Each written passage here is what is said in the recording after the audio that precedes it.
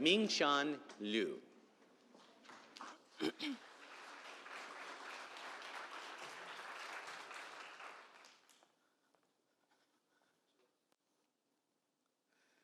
Growing up, we all have our favorite place. So think about a place that really stays with you throughout the years. How many of you have this place that is your favorite not because of the building or the environment, but because of the people and memories associated with buildings?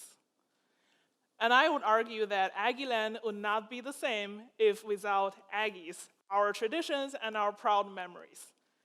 So in recent years, in the field of historic preservation and heritage conservation, we are having a huge trend called people-centered approach. This means that when we are talking about protecting historic buildings, environments, we are not only talking about protecting the appearance or the look of the buildings. Instead, we should at least pay equal attention to the intangible parts, such as cultural traditions and people's memories associated with such historic environments.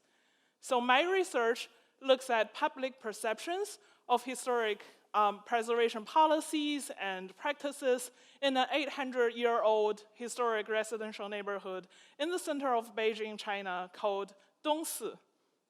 So I am not working on a monument, instead a vibrant, dynamic, and living community where heritage has always been part of people's lives.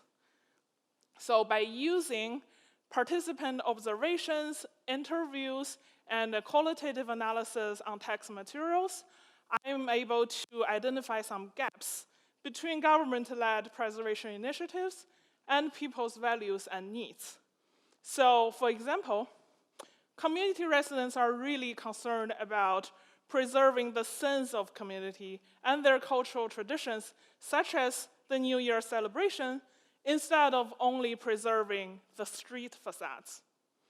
So this is easy to understand because, if we are trying to have, say, a preservation campaign for Kyle Field, then we should not only preserve the stadium as a building, but we need to make sure that we pass down the 12-month tradition.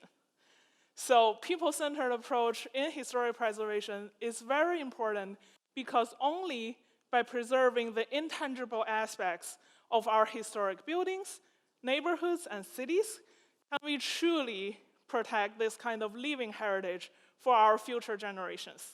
Thank you.